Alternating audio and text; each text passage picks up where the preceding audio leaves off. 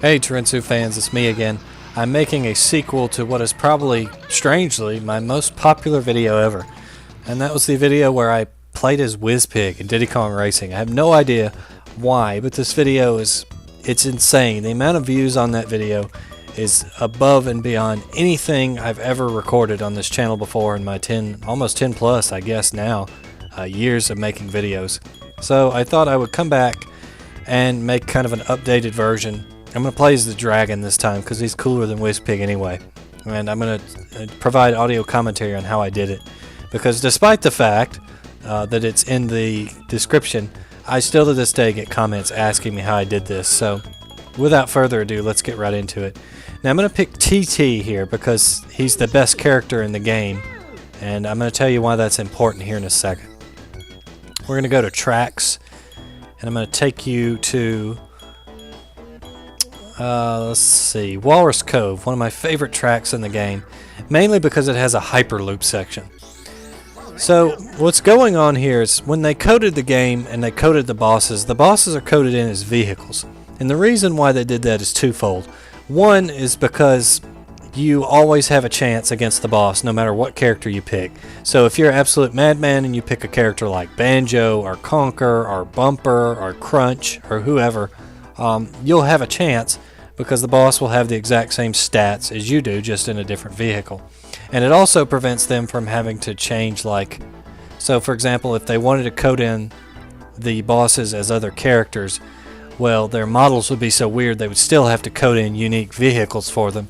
So I think they just decided, hey, we'll cleverly hide the player character's model and just slap a dragon vehicle or an octopus vehicle or WizPig vehicle or whatever it is over the character. So to play as the boss characters and Taj, his magic carpet is an option.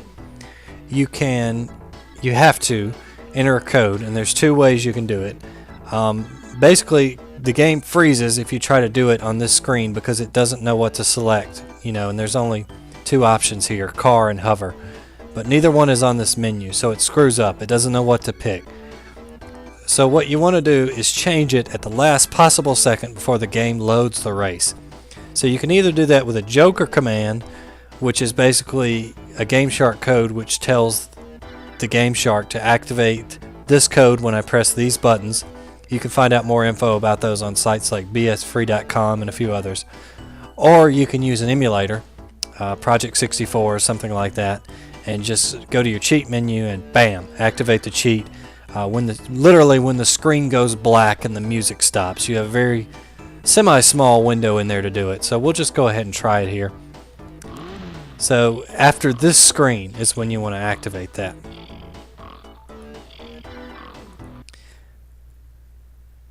Not a moment before, because if you do, the game crashes.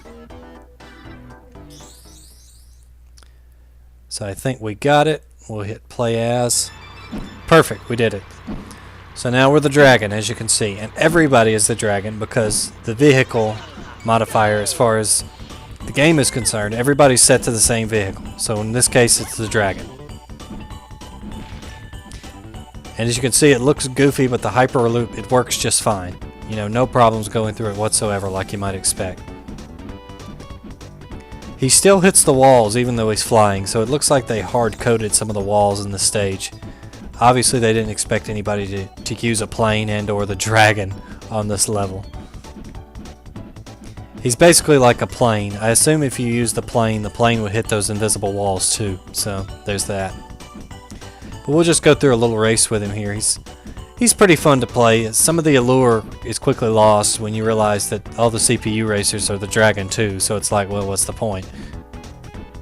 I'm sure you could hack a code which made all the other racers cars, but I don't necessarily have the time or know how to do it.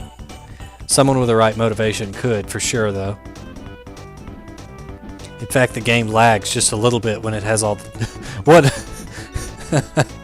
It's solid red going around the loop there. It just looks goofy, but it works. It does work. And to add more proof to the theory, it's not really a theory, it's how it is, that the boss characters are vehicles. I tried this earlier and I picked Banjo, and he controls like absolute crap like Banjo does. Right now he controls, you know, like no problem. Cock of the walk as TT is in this game. So that's really all there is to it. You just have to activate the code at the last second. That's the key to doing it. And I'll put the code below so you can use it in your gameshark or your emulator or whatever you want to do. Just remember, you got to have some way to activate it at the last second. If you're doing it on console, the Joker or some code that uses the GS button is probably the way you want to do it. I think you could also use the I forget what it is, but it's the master mode or whatever that you can use if you have an expansion pack in a certain gameshark. So what's probably going to happen when I finish this race is, even though I win, if I don't click out of it fast enough, it's going to take me to adventure mode and it's going to play the "you lost the race" sound effect, because it's programmed to do that with the CPU bosses when they finish the race for some reason. I don't know why. Yeah, there it goes.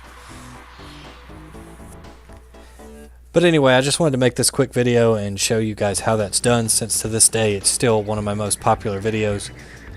Anyway, I hope you guys enjoyed. For those of you that are waiting on the Duraku Tenchi video, that's still coming.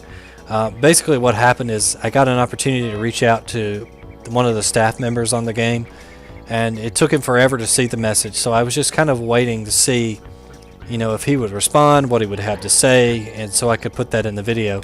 As of last week, he saw the message and he has not responded. It's been about a week now, so I'm quickly losing hope that he is going to respond to that message, at least in the foreseeable future. I don't think we're going to get a response out of there. I do have his Twitter, but I don't want to harass the man, so if he doesn't respond, I'll probably leave it be, at least for now, and I'll just go ahead and do part 2 of the video with how I planned to do it, which was I dug up another developer via the Wayback Machine, his personal website that he had dedicated to the game, and it's got a lot of interesting information on there, so I wanted to share all that and talk about it and discuss it with you guys. But anyway, this has been playing as the Dragon in Diddy Kong Racing. Thanks so much for watching, guys. Appreciate your support.